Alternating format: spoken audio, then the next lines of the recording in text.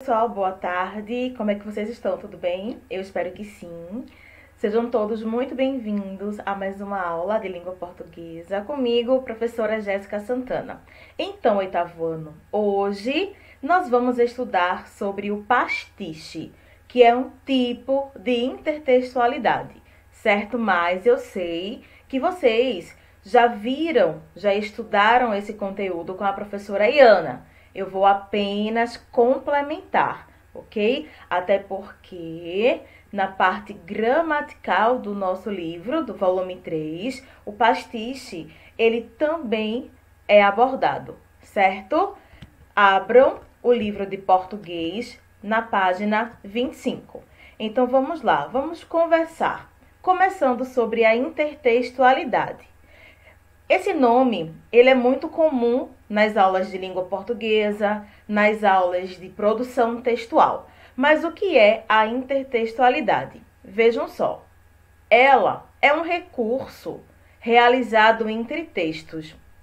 Ou seja, é a influência e relação que um ser estabelece sobre o outro, ok? De grosso modo, a intertextualidade, ela é o diálogo entre os textos, de forma que essa relação pode ser estabelecida entre as produções textuais que apresentem diversas linguagens, ok? Pode ser a linguagem verbal ou a linguagem não verbal, auditiva, escrita, visual, sendo expressa principalmente nas artes, como, por exemplo, a literatura, a pintura, a escrita, a dança, o cinema e também em propagandas publicitárias, programas de televisão, provérbios, charges, dentre outros, ok? Mas existem também alguns tipos de intertextualidade,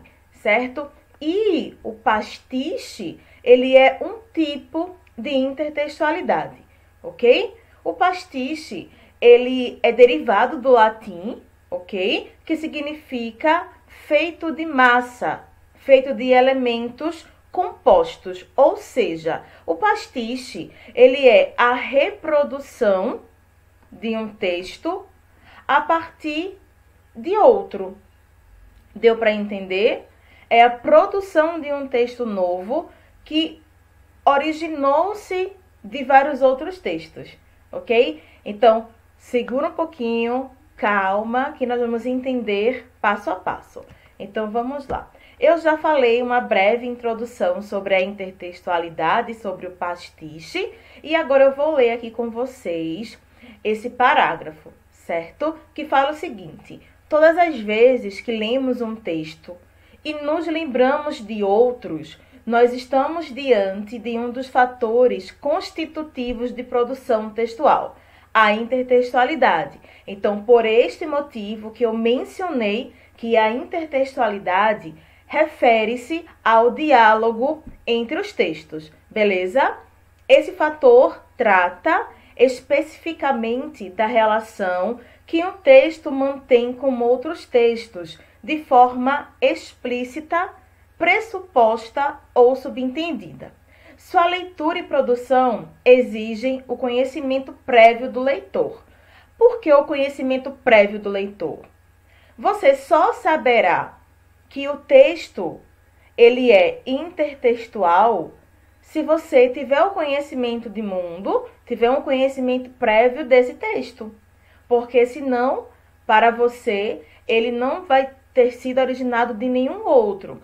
Então, para que eu saiba que a pintura de Maurício de Souza é uma releitura do quadro de Mona Lisa, eu tenho que conhecer o quadro de Mona Lisa. Intertextualidade, definição e tipos.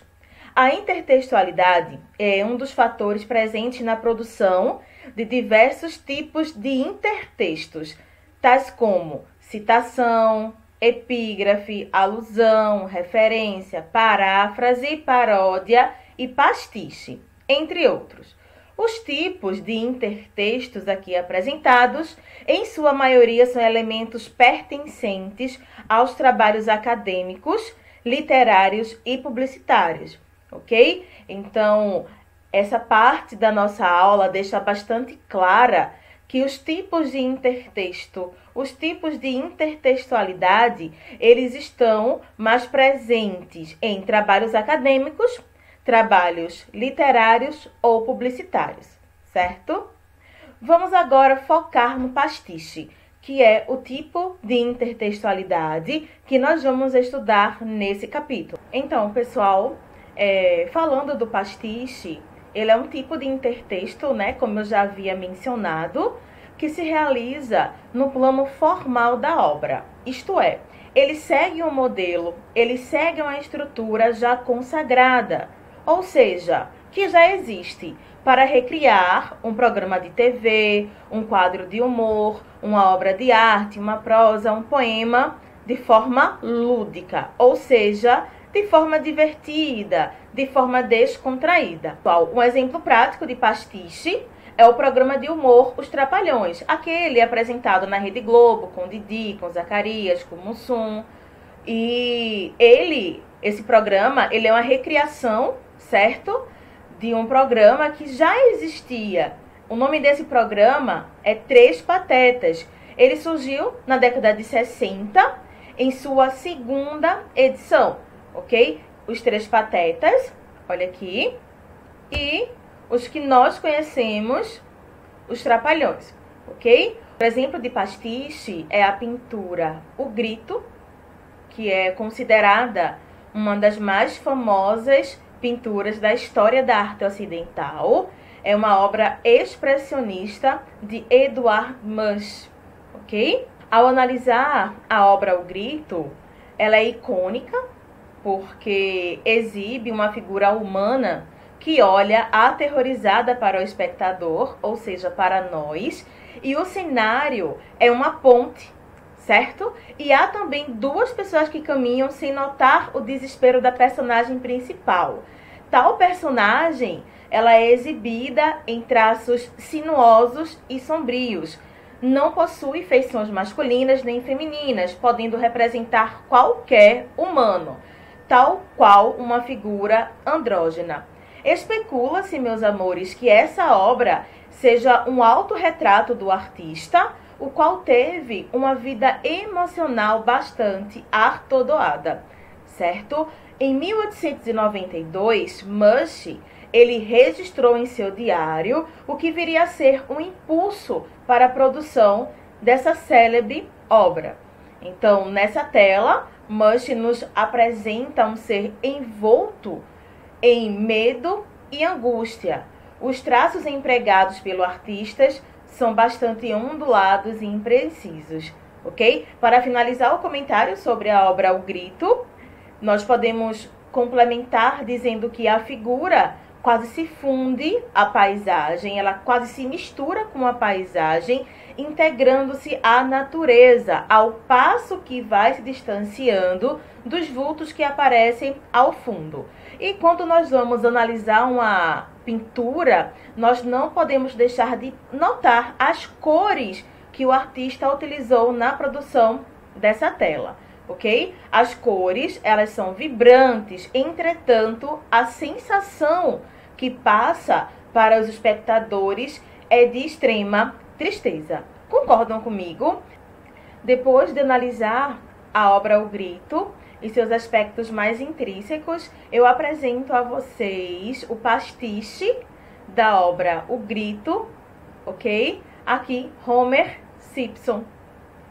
Agora vocês entenderam o que é o pastiche? É a recriação de uma obra literária ou não, ok? Porém, trazendo para o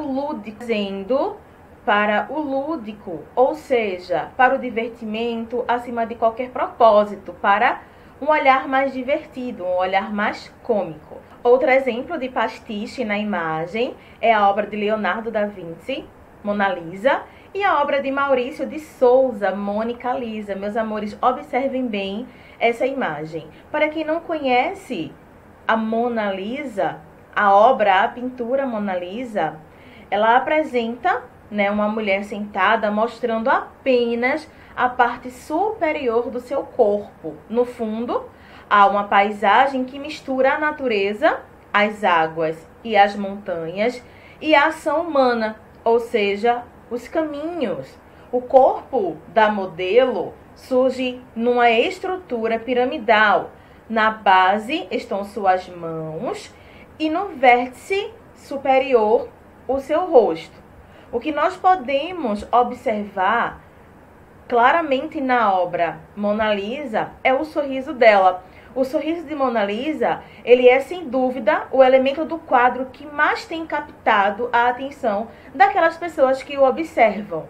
Potenciou diversas leituras e teorias, inspirando textos, músicas, filmes, entre outros, ok?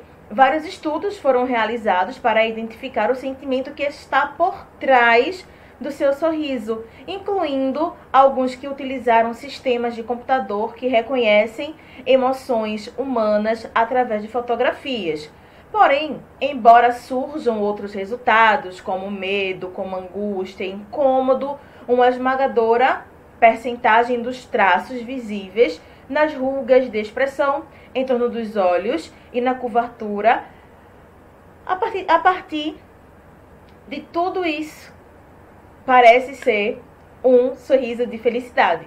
Okay? E ao lado nós temos a nossa personagem, o ícone da Turma da Mônica, a protagonista Mônica, para exemplificar o que é o pastiche.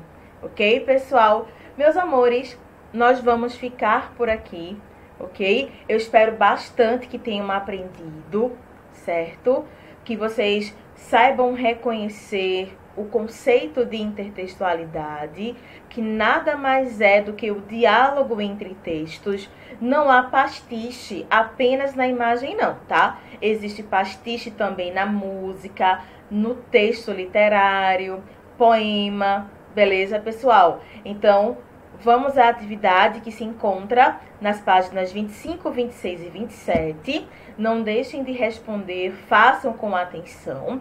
O código de presença da aula de hoje é Mônica Lisa, beleza? O código de presença da aula de hoje é Mônica Lisa. Um grande beijo e até a próxima aula. Tchau, tchau.